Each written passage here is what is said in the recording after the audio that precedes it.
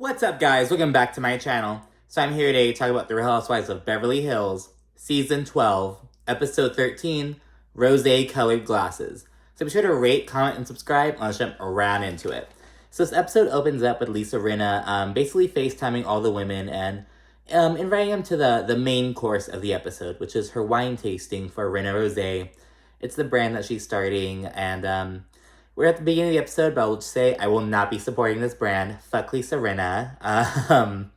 But yeah, and then we also find out that there's no Kyle, no Diana, no Kathy, and no Crystal. Because they all either have COVID or have been exposed to COVID. So we have those cast members and that friend missing. And then we see a quick scene with Sutton and her kids. And so it's kind of cool because we haven't really seen many family scenes with Sutton so far. She has two out of her three kids, Porter and Philip. They're 19 and 18. She tells a funny story about her son, Philip. He was, they were going from Augusta, Georgia up to New York. And he was like 3 years old at the time. And he was like freaking out because the flight was like it was like one of those flights where like going up and down, you know? And he like yelled on the plane, "We're all gonna die!" And it was like post 9/11, so it's like, oh girl, like damn well everyone was probably shook by that shit. And she's like, no, he's a child, he has no idea. And it was a little funny little story. And then she talks about how Philip, he like originally wanted to join the army, but she talks about how she like essentially stopped him from doing so by like, okay, you want to join the army? Well, let me start putting you through it, kid. So it was pretty funny. Philip, a year ago, said he was going to join the army. Do y'all want a chicken salad sandwich? Yeah. All right. I have an assortment of breads. And he said, I want to join the army because I've been too comfortable. He lives a nice life. And I said, well, I'll make you uncomfortable then. I sent him to Georgia when it was going to be 105 degrees with 100% humidity. I made him get a job. He had to be there at 5:30 in the morning to deliver vending machine Cokes and stuff. A month later, when I picked him up, he wanted to go to college. So I don't spoil them at all. So yeah, essentially she like didn't want her son to go into the army, which is understandable. I have one brother who was in the Air Force, another brother who wants to go to the army specifically. So like I get where she's coming from. Do your thing. But they said they kind of met in the middle because her son, he's going to the Citadel, which is the military college of South Carolina. I looked it up. So it's like he's going to college, but it's like a military college. So he's kind of getting the both of that shit. And so yeah, I think it's pretty cool. I wonder if they're like how it's affiliated. I don't know how it's affiliated with the military though. If it's like a legit like if you're like in the reserve, I don't know. But it's cool he's doing that. He's doing what he wants to do, whatever. Then we have Garcelle and Dorit. They're linking up for a drink and some dinner. It's kind of meeting up to talk for a little bit. And Garcelle kind of discusses her memoir. Because at this time she was writing it and stuff. So she was actually about to record the audio, for, like the audio version of the book. So she kind of talks about that for a little bit, and then she swiftly segues over to asking about PK's DUI. But a lot of people wanted to talk more. Like a lot of people, this was like great advertising because Garcelle talks a bit about like she straight up says that she had an experience with Bill Cosby that was really scary, but she didn't really go into detail. She just like she dropped that in the confessional. Then asked about PK right afterwards. But everyone's like, girl, no, what? Like, what'd you say about, like, what? So people are like, okay, now I have to go actually get the book and read it. So it's great advertising. But anyway, so she segues from the memoir to ask about PK's DUI. But Dorit's quick to clarify. She's like, oh, it wasn't a DUI. He was pulled over on suspicion of DUI. Like, Dorit is quick to clarify. Like, it was not a DUI. It was a suspicion of DUI. And then Dorit goes into the story about how, like, yeah, he was all scared. He went to the station. They gave him an escort home. And Garcelle, in the confessional, she's like, that would never happen to anyone in my world, honey. Like, that would never happen to a black man. Like, so just kind of just comparing, like, how PK was treated as this white, fucking British guy versus, like, a black dude. And so it's, so she brings that up. And then they said we were discussing the wine tasting invite from Rinna. And they kind of talk about, like, do you think Erika's gonna go? Like, just kind of talking about Erika and the wine tasting that's coming up. And Garcelle needs to open up about her concerns regarding Erika and her drinking. And Dorit kind of seems to agree, especially when Garcelle, she's like, oh, I didn't know till afterwards, but Erika, she evidently fell and hit her head and stuff. And Dorit was like, what? Like, so Dorit's kind of kind of starting to see more of Garcelle's perspective, it seems. She seems to agree with her with it. And she totally said, I'm not allowed to drink when I'm on these meds. Did you feel concerned? I did.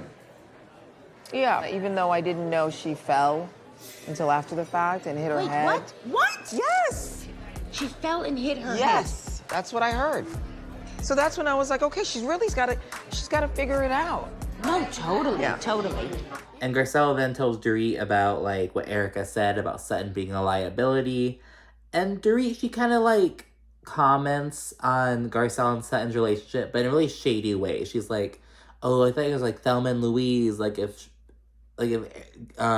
Sutton jumps off a cliff, like, you're right there behind her. Like, kind of being shady and shit like that. But Garcelle's quick to point out, like, no, I mean, if she falls off a cliff, I might try to help her out, but I'm not going to jump after her. Like, you know, like, let's calm it down. So I feel like the girls are really trying to twist Garcelle's loyalty throughout this episode. They're like, oh, Garcelle, you're so loyal, but, you know, maybe you should try to check that. Like, they're trying to turn Garcelle's loyalty into, like, a bad thing, you know what I mean?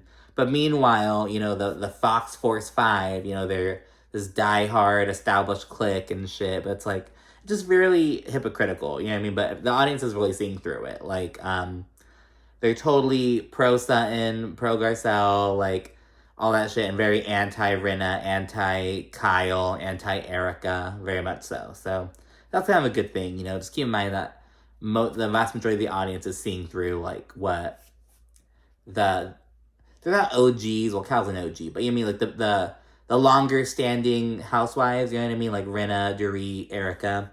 What they're trying to do isn't really working, essentially. We then see Erika having their little team catch-up about her pretty mess hair, her hairline.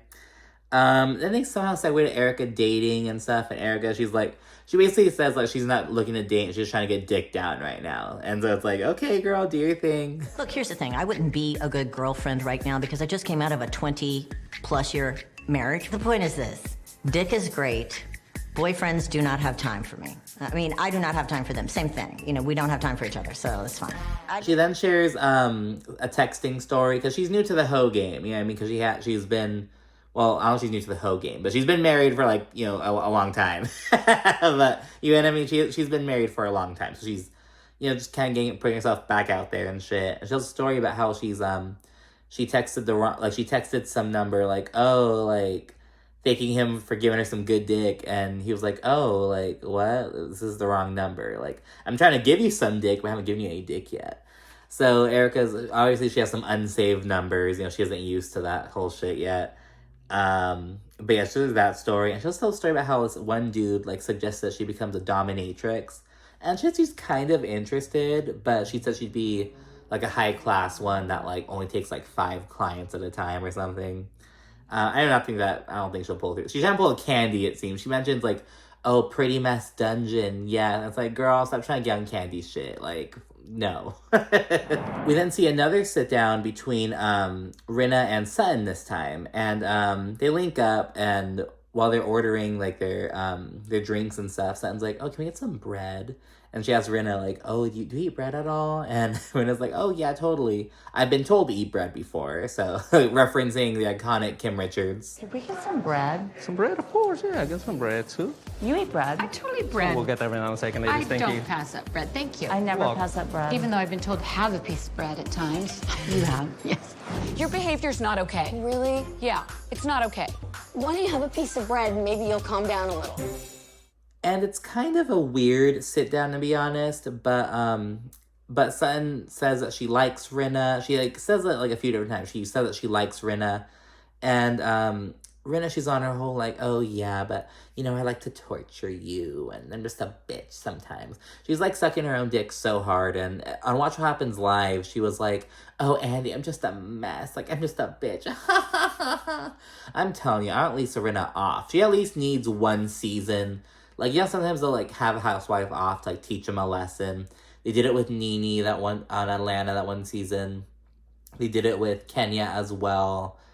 Who are some other people who got, like, a one season off? Like, those are the only two that come to mind immediately. I think those were the whole, like, oh, like, I guess maybe you can count Tamara in on that. She was off for, like, 2 seasons, and now they're bringing her back.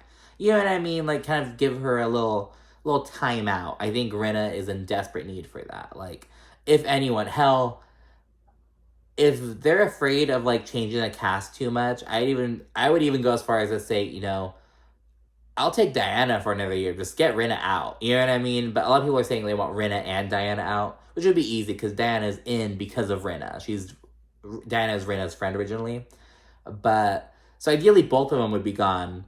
And, you know, maybe some others. And we could trim some like Erika and Dorit, you know, whatever. But at least, a lot of people are saying at least Diana and Rinna. But if we had to choose one, I think I'm inclined to say Rinna. Just because she's like... But Diana's also just so exhausting. I really want them both gone, just to be clear. But I don't know, what do you think? Like, who do you want off more, Diana or Rinna? I don't know. Diana wasn't in this episode, like, at all, by the way. So I think maybe that's why I'm, like, more, like, anti-Rinna right now. I haven't had a chance to be anti-Diana since, like, last week. You know what I mean? But I don't know. What do you think? If they were, like, okay, we're only cutting one bitch. Like, we're only cutting one girl. Who would you choose? Would you have them choose Rinna? Would you have them cut Diana? Would you have them cut someone else? Maybe Crystal, Dorit, you know, who would you have them cut? But yeah, just that'd be interesting.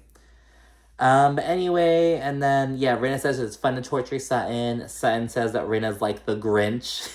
And Rinna's like, what? And again, Rinna's whole vibe, he's just all like, oh, I'm such a mess. I'm such a bitch.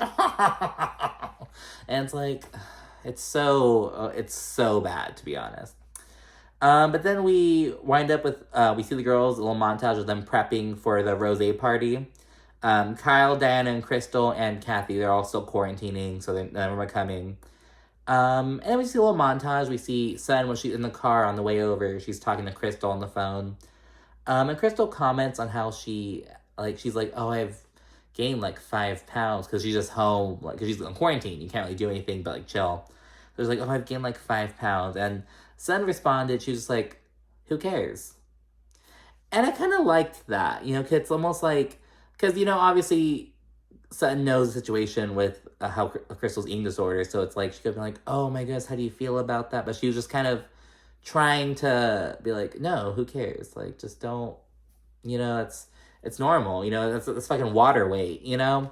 So how do you feel about that? Do you think, like, I kind of appreciated Sutton's response to that, because she was just like, it was kind of like how Garcelle was in that 2 episodes ago or so, when Garcelle was like, oh, oh, you look skinny, like telling her what she wanted to hear, essentially, and now Sutton, she's like, okay, like, you know, I know you're worried about this, but it's not a big deal, like, you know, so, I don't know, but I can also see people being like, oh, that was kind of like, you weren't giving, it's obviously bothering her. You weren't giving her a platform or a chance to say that it was bothering her.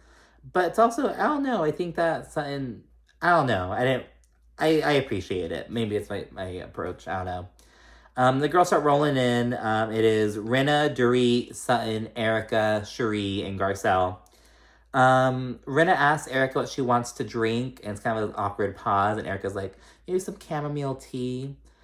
I don't know, I think Rinna should have really been more conscientious, and she could have been like, oh, do you want some water? Do you want some soda? Like, not leave it like an open-ended question. You know what I mean? You have to do shit like that. You have to, like, notice things like that. How to be accommodating, how to be conscious of, you know, conscientious? I don't know, sometimes I get those mixed up. Whatever, I'm a bad English major. Anyway, and then we see Garcelle in her outfit. She's wearing this yellow, like, ball mane. It has, like, ball mane all over it. And everyone's like, ooh, Sutton. She's like, oh, Garcelle, who made that, your dress? And Garcelle's like, shut up. And Dorit, she's like, weren't you the one who was making fun of me for wearing labels? Like, we get a flashback to when Dorit showed up wearing, like, all Louis Vuitton, and Garcelle was like, she, like, made fun of her in the confessional. But yeah, so it was kind of funny, a little banter. When we see Erika's ring, she is wearing the ring that Diana, like, she's either borrowing, you remember when Diana was first joined, she was wearing all these, like, Jaguar rings. So now, Erika's wearing a fucking Jaguar ring.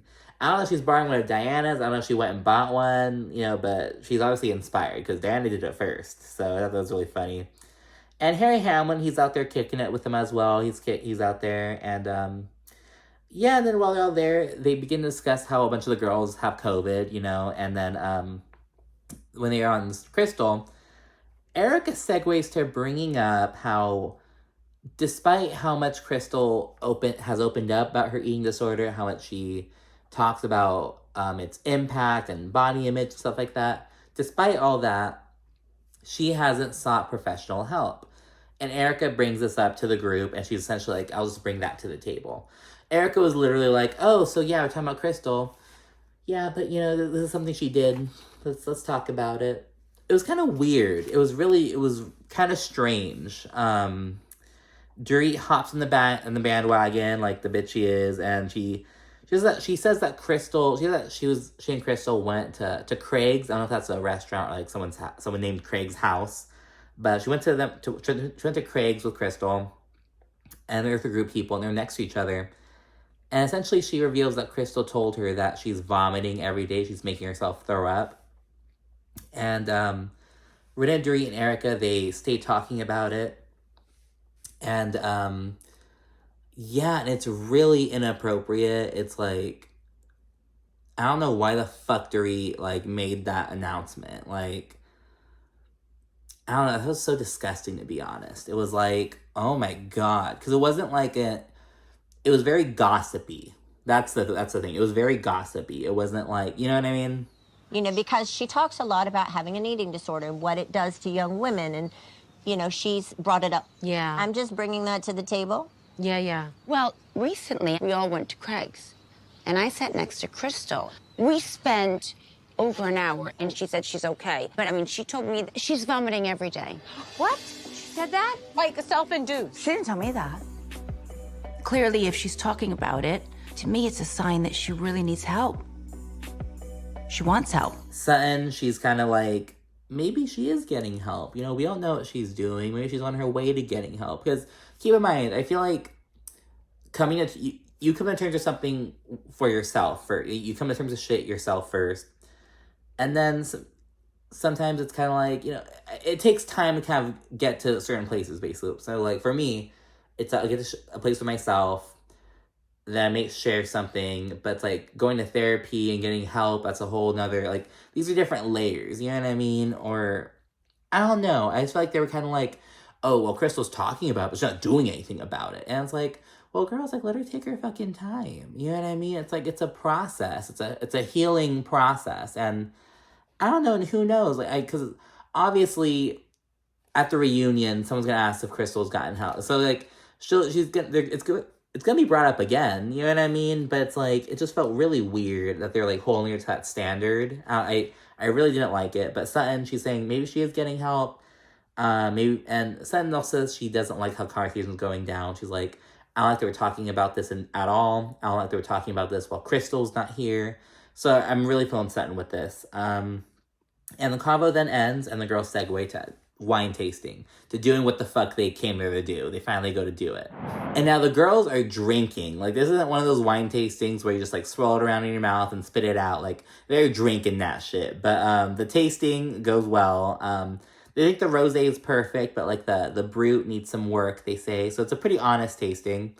And I have to note that someone on Twitter was like, why is Harry Hamlin at that wine tasting? Harry Hamlin's an alcoholic. Why is he there? But he wasn't, like, drinking the wine, I don't think. I didn't see him, like, he wasn't, like, sitting with the girls drinking. I didn't see him drink it, I don't think. I think he was just there, like, talking about it, So I don't know. I think I saw that. But then while they're sitting there, Dorit then tells Garcelle that she has a friend who's, like, into her, and all the girls start chiming in. It's really fucking funny, to be honest. He is into you.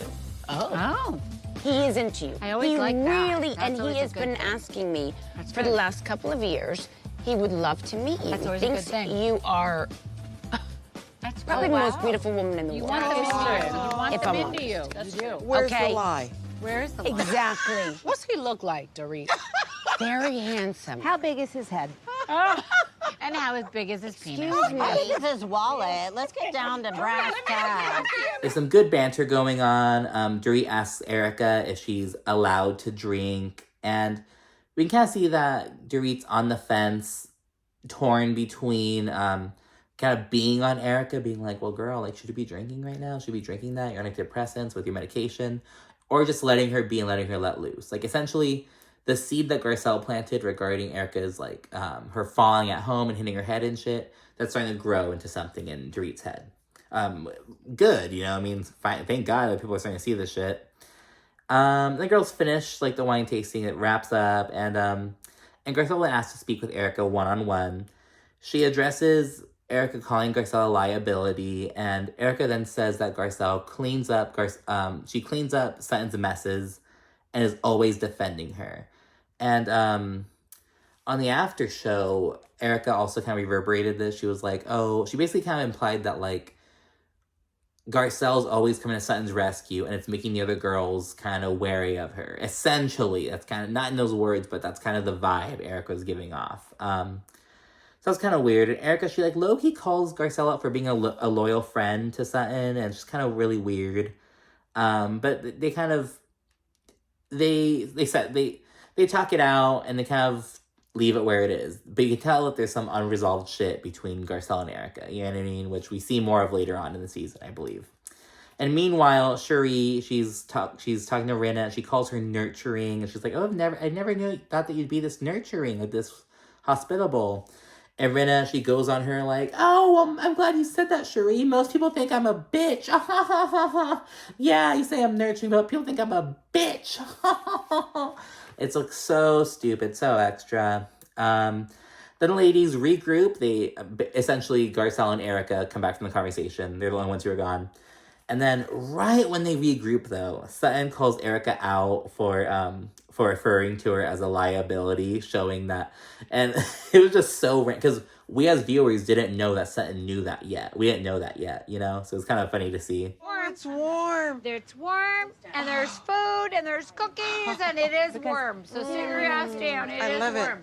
Would you like another drink of any kind? I'm okay for now, thank you. What's happening? I don't like that I've been called a liability as a friend. I don't like that at all.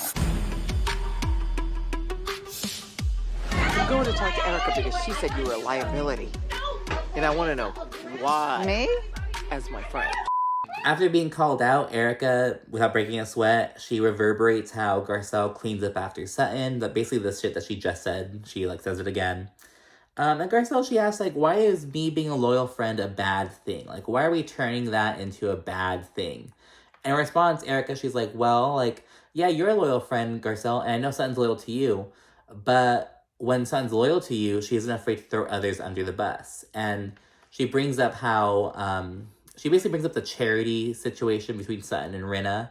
She says that, like, while Sutton was trying to defend Garcelle, she humiliated Rinna. Now, that was a quick segue, but the thing is, again, all the girls are drinking and shit, so we know Erika's probably drunk, or probably at least pretty buzzed. It just felt weird, because, like, bitch, we're talking about Garcelle being low, we're not talking about Sutton. So that was kind of weird. It was kind of like an unnecessary, forced segue. It wasn't organic at all.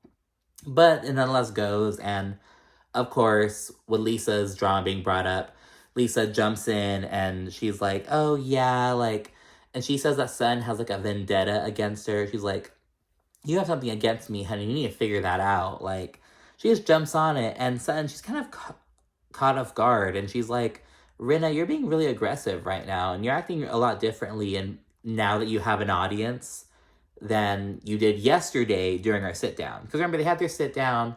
It was a little awkward, a little tense, but there wasn't any fucking beef. You know what I mean? There was awkwardness, maybe some tension, maybe some, like, passive-aggressiveness, but not, like, you know what I mean? Not like there's a problem.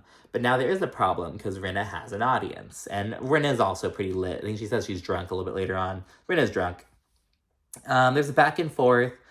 Rinna tries to have a fucking moment. I'm just going to play the fucking clip in a second. You talk out of both sides of your mouth.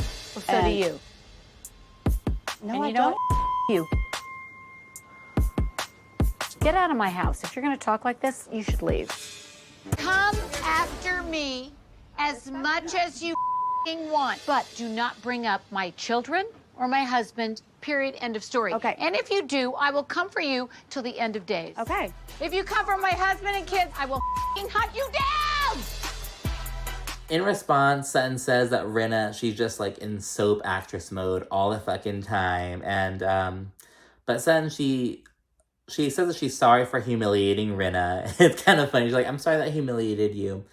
And Rinna tries to save it. She's like, oh, you tried to humiliate me, but you didn't. You humiliated yourself. You made yourself look like an asshole. And it just doesn't land. It kind of flops, you know? But yes, that's the episode. And so, again, a lot of the girls weren't present in this episode. But yeah, Rinna was very unlikable through the whole thing.